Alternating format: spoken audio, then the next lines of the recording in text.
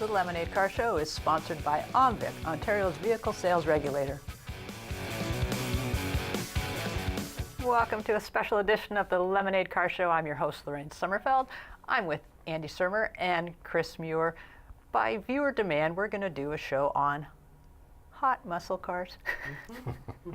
It was a bit of a surprise coming in this morning. I walked by the Roadrunner in the parking lot. No idea whose it is, but it's a beautiful example of one. Andy, that's your Roadrunner. It is mine, yes. How long have you had it? I've had it 3 years now. Okay, I want to know, everyone wants to know, how do you end up in possession of a car that is that old and that cool? Well, it goes back to my teenage years. I was exposed to the Mopar back then through a family friend, and I've always wanted to have one. And so I did the search and finally found the one that I really wanted to get. Now, did you put this together yourself? Do you work on it? Are you a wrench, or did you buy it already done? I pretty well bought it the way it is. I have modified it to some degree to be a better driver. Chris, cost of having these vehicles, if you're not a mechanic, can be prohibitive. Very much so. And finding someone that you trust to work on something that is now, in the case of this car, 50 years old, right? We're talking about old technology that not everyone can embrace anymore. Do you recommend, Andy, do you follow your heart? Do you go into this? Yes, absolutely. Yeah. But you also have to follow your deep pockets. Your deep pockets. And are you part of a club? Yes. Yeah. Yes. I've noticed a lot of clubs stick together with this and get support and help and information for the most part. Generally, Mopar people stick together. Yeah. They don't like the Camaros. Well, excuse me for that. There we go. We're going to take some shots of that Roadrunner to show our viewers. I'm really glad that you brought it by. I appreciate that. Thank you very Chris. much. We'll talk to you some more about this. We're going to go look at a Roadrunner. We'll be back with more Lemonade.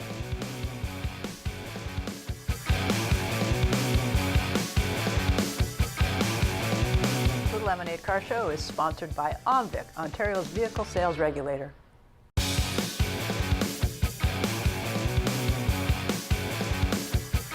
The Lemonade Car Show is sponsored by OMVIC, Ontario's vehicle sales regulator.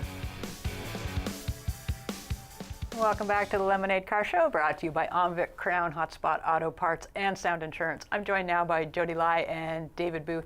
We're talking muscle cars, and I specifically wanted you two here because you've got your butts in all the new muscle cars as they happen, and there's a lot still going on in that industry. Before we get going, folks, though, David, you got the floor for a minute because you're dressed kind of weird. Tell me why. Well, this shirt's signed by Johnny Bauer. It's my dad's shirt.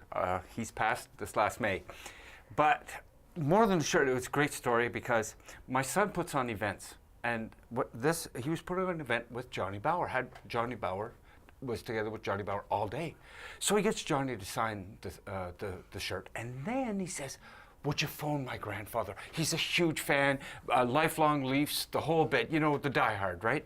Johnny says, Johnny's a really nice guy, it turns out, or was a nice guy. He says, sure. Son hands him the phone, his cell phone, and Johnny phones my dad. You gotta know, my dad'd been getting a lot of telemarketing calls. So I said to my dad, like, you know, just get off the phone. I don't want you buying anything you don't want to. So Johnny phones up and says, hi, Jack, this is Johnny Bauer. And my dad goes, no, you're not. No, you're not. And stop phoning here. Click. Hung up. And Johnny tried calling back, and my dad wouldn't answer. He was having none of it. But at least my dad, this was pride of place. Proof. Sure. It was proof, and it was pride of place. But you can imagine my poor son, you know, I mean, he just gets... Anyways. Okay, I like that story. Dad's stories. Dad's stories are the best. Okay, now we'll come back to muscle cars. Jodi, what's your favorite car? Ever? Muscle cars. My favorite muscle car, I love the Shelby GT350. It's so much fun for me to drive because it's so dramatic. And the last time I was driving it, and if you know anything about it, it only comes with a manual transmission, big honkin' V8, and I had the windows rolled down. And all I heard out of the corner of my ear was, oh my God, it's a girl driving it? And I thought that was the funniest thing. And I'm like, yep, it's me. David?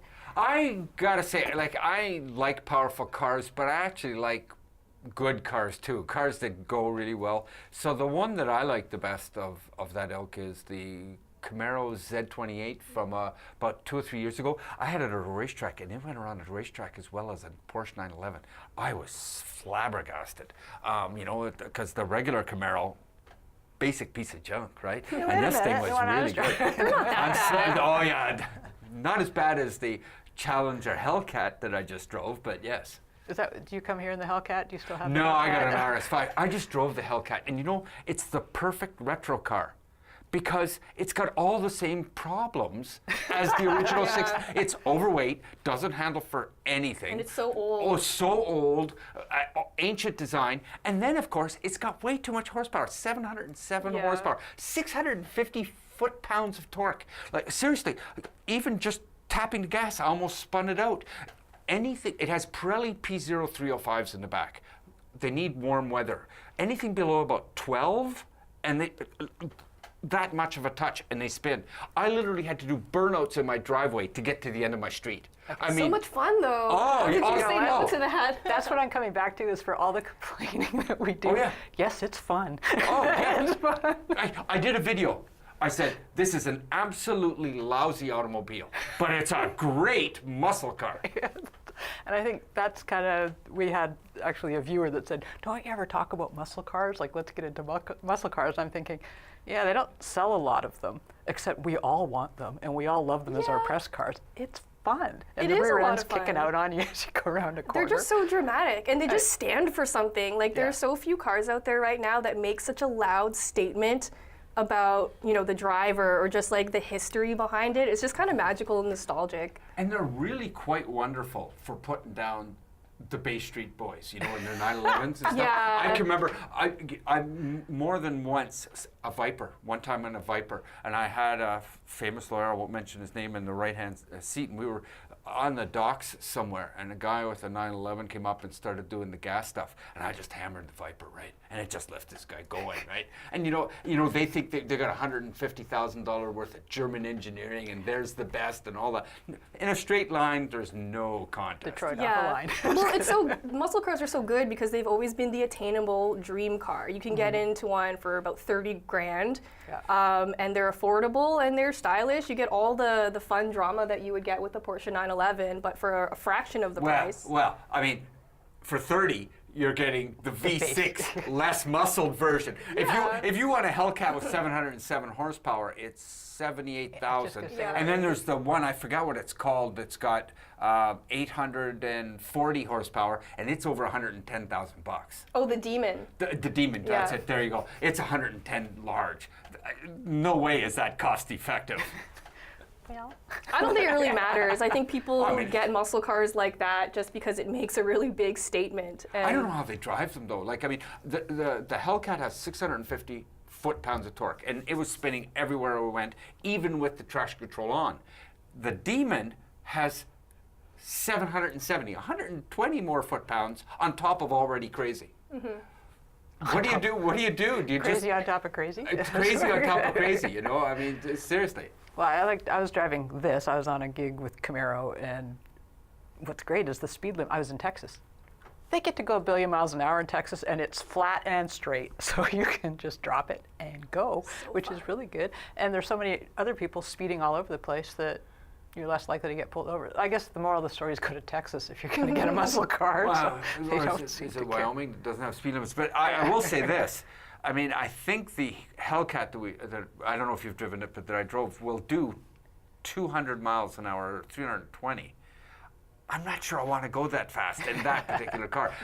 0 to a quarter mile, I'm all for, but the top end, Things start to get a bit rattly. Things start to get a little rattly. The problem with Wyoming, they also have the highest fatality rates. Why do I know the boring stuff in this industry? Those are very sexy stats. Yeah, Very, really very, fast. very. Yeah, okay. We'll be back with more on muscle cars. Lemonade Car Show. We'll be right back.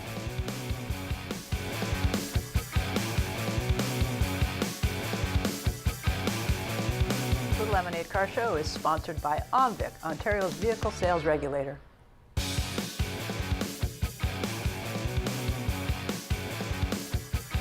The Lemonade Car Show is sponsored by OMVIC, Ontario's vehicle sales regulator.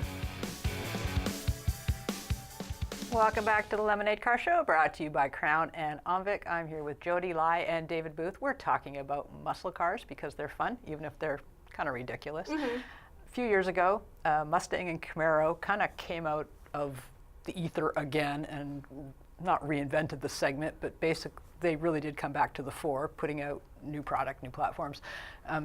Do we need this? Does the market need this? Ford announced famously 6 months ago, 8 months ago, it's the only car that they're keeping in their lineup, the Mustang.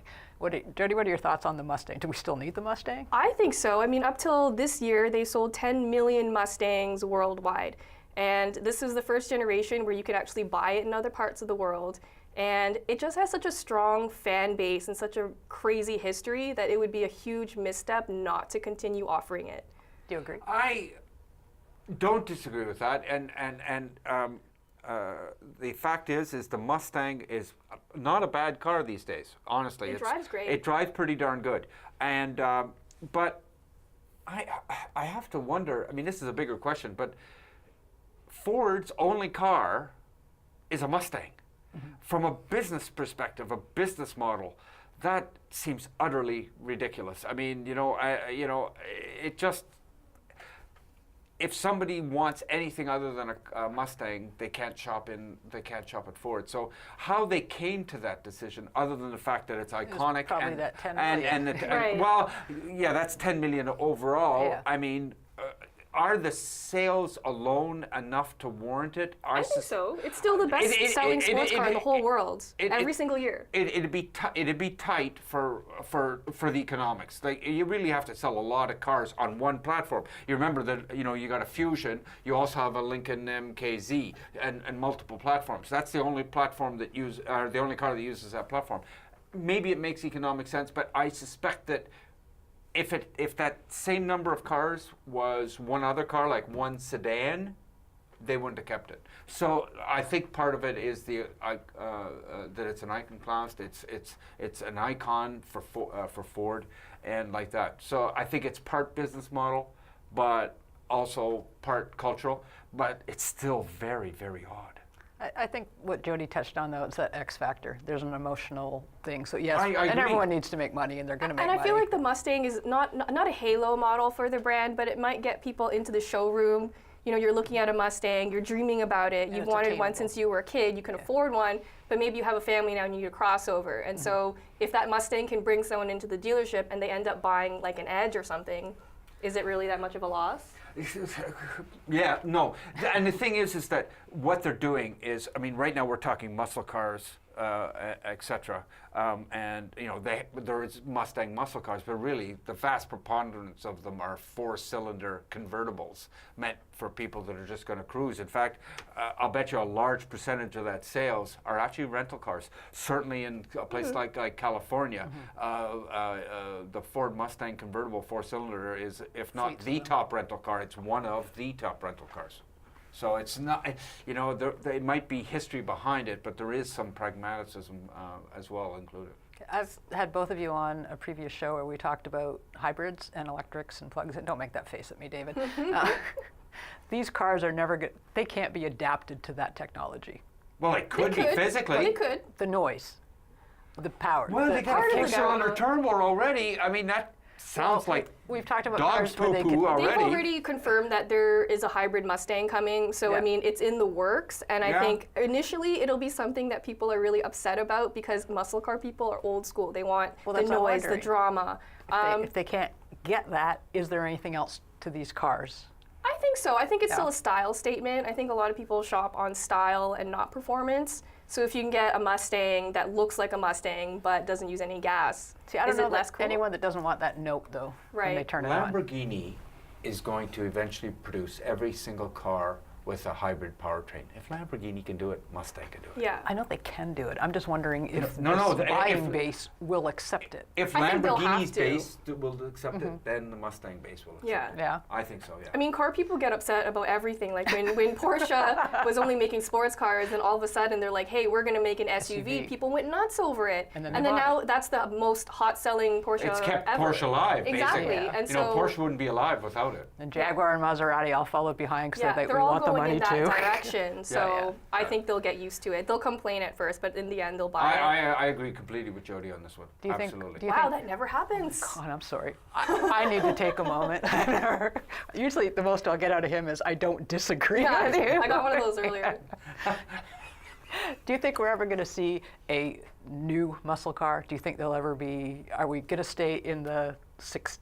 This I was think the we have incarnation to. of I think we Mustang. have to. So I think, I mean, they're icons, and people that are buying them are remembering the cars of yesteryear. So could there be another one? I mean, we've already had a Charger. Could we have a Super Bee with, you know, and or something like that with a big, huge spoiler that goes 6 feet over the rear trunk? Yes, we could. Will there be a muscle car that has no predecessor in the 60s? I can't see it Probably whatsoever. not. No. Because I I think the reason why they're so successful is because of that history.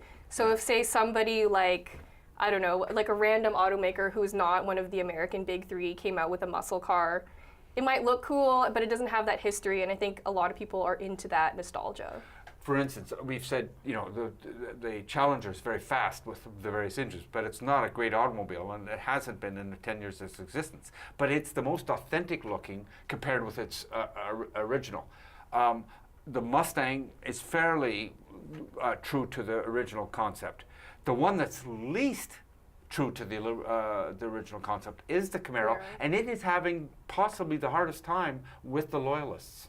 And that's funny too, because the Camaro drives so well now. It's the best car. Camaro they've ever had. I had them back to back, and I said It's the Camaro- best muscle car. It's, Yeah. I mean, the Mustang's good, but the latest Camaros are Camaros great. are really, They're really, beautiful. really good. Yeah, they drive but really well. they look like they're out of that movie Transformers, and Some people are into that though. There's some people who aren't nostalgic too. Some people who weren't alive when muscle cars first came out have I no was frame born of the year of the reference, Mustang. right? So if they just see a cool looking sports car going down the road, yeah, they're but not you going to can't be rely like, on them to carry the boat. You got to rely on the loyalists to purists. carry Yeah. the boat. You need No, the that's a good purists. point. It's You true. need the purists. I mean, there isn't, Okay. you know, just a market for new muscle car owners, and you don't have any of the loyalists. There's no market for that. We'll be back after this break with Lemonade Car Show.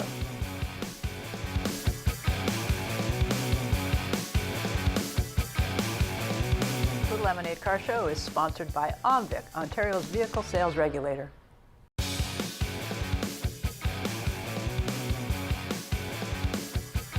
The Lemonade Car Show is sponsored by OMVIC, Ontario's vehicle sales regulator.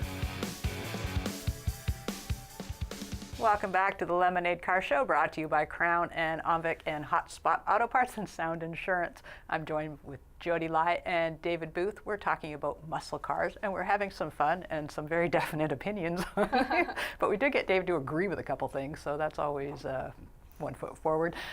Jodi, stories. Everyone's got muscle car stories more than they have like a CUV story or something. Right. So give me yours.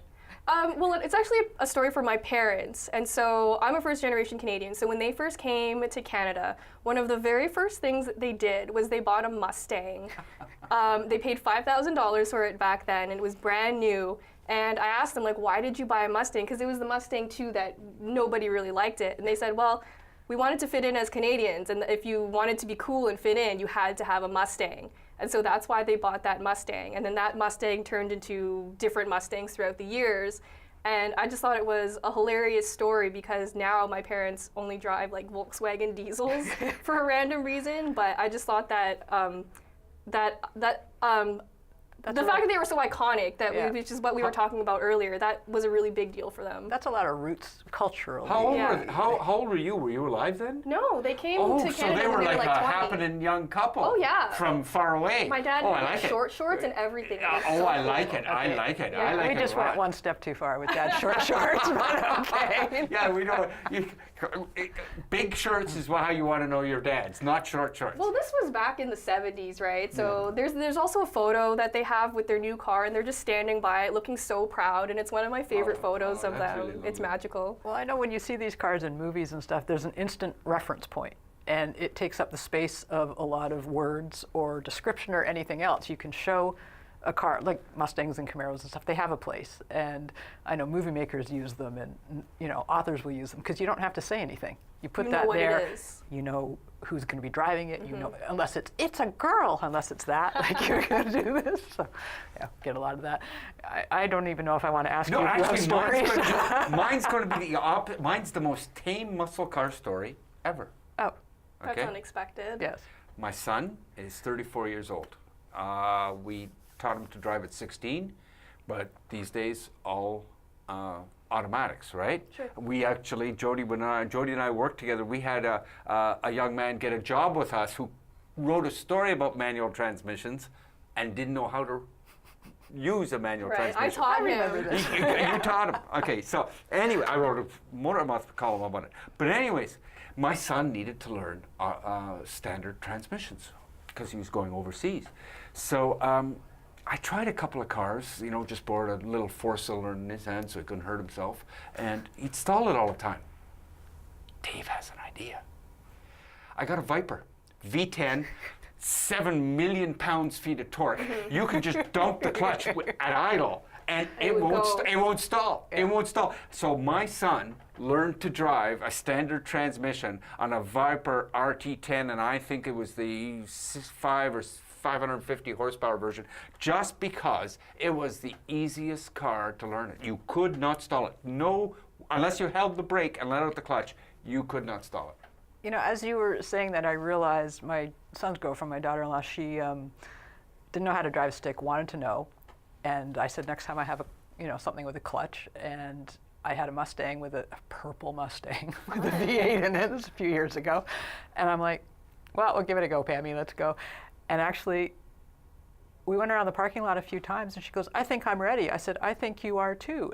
And honestly, didn't stall it on a hill, went out, never driven a stick before in her life. And as you were talking, I'm going, that's what it is. You really can't wreck these. They're so forgiving, Well, which is not what they're known for. They're known for being like unwieldy, stickity. beastie machines, Well, but they're actually I really mean, if you actually push the gas, Yeah. It'll yeah, take off. they got a problem. But as long as you just let out the clutch, it's really easy. Well, that's, we're sitting there, and the hood is like huge. And I'm thinking, oh, well, here we go. Later when I was in the driver's seat, there may have been peeled rubber and may. Policemen may be watching this. Can we tell tire stories about David Booth? No. But anyways, so there may have been, but again, I would, especially the Viper, even more than the Mustang. I mean, it had the most low-end torque of any gasoline-powered sports car or any car in the world. You just, seriously, there's not any possible way you could stall that car. I mean, you could be the most ham-fisted driver, lead-footed, doesn't matter, you couldn't stall it. So it was literally the perfect beginner's car. Has anybody ever said that about the Dodge Viper before? Just now on this stage, you heard it here, folks. Last question. We're seeing Porsches giving up a clutch. Almost everyone's given up the clutch. Yeah, big sigh, because it's these don't cut it for me. I'm just not a not fan. for me If there's either. no third pedal, it's like I can't be bothered. We're going to keep seeing manual transmissions as long as we have muscle cars. Do you think? Not necessarily. No? I the romantic in me hopes that you're right, but I think eventually they'll just all go away. Because even the take rate for even muscle ICE cars engines? is not very high No, there's for no- manuals. In fact, I think the Demon, the car I drove, the 707 horsepower Hellcat, is available as a manual, but my recollection is the Demon's only available as an automatic. That's right, because they couldn't figure out a way To for make- to and it was just handle too all much the torque. power. Yeah. You know what the best part of this story is? I do Okay. Which is the one auto company that has put its foot forward and said they want to save the manual transmission? Honda. No, Toyota. Oh. Classically the most boring company in the world. Everybody, South Cars is toaster. They've started a save the manual hashtag and all those other things campaign. They're actually having a press event this week about save the manual. They're getting consumers to come in and just drive their manual. I mean, it's incredible, the about face. You're saying Porsche's giving it up, the manual transmission, and Toyota is the savior of the manual transmission. times have changed. That's all I'll say. My kid doesn't want anything except a manual, and I was glad when everyone in the household finally had their license a couple of years, and I could go back to buying manuals, and the kid was picking them. It's like, yeah, we want manuals. But you know what? It's a little bit like learning your multiplication tables. You don't need it now that it's a calculator, and everybody's forgotten them, and it's a skill people don't have anymore, and it's kind of sad, you know? It's just more fun. Like for me, I love manuals, but automatics are good too, even CVTs, and people complain about them all the time. But if I want to be engaged during a drive, there's no better way, even if it's some crappy little 3-cylinder car, as long as it has a manual transmission, I'm happy. I'm going to make an admission, and this is really odd considering, forgive me the stereotypes, the two ladies have decided they like manuals. I like manuals, but if I'm on a racetrack, give me a double clutch transmission with the pedals. Yeah, I'm because already you're chasing going. lap I'm time. already going. No, well, not only that. I'm going 260 kilometers an hour going into a corner. The last thing I need to worry about is something other than just staying alive. Thank you, Jodi Lai, David Booth. Thanks to the sponsors, Omvik Crown, Hotspot Auto Parts and Sound Insurance. I'm Lorraine Sommerfeld. Thanks to you viewers. That's it for Lemonade Car Show.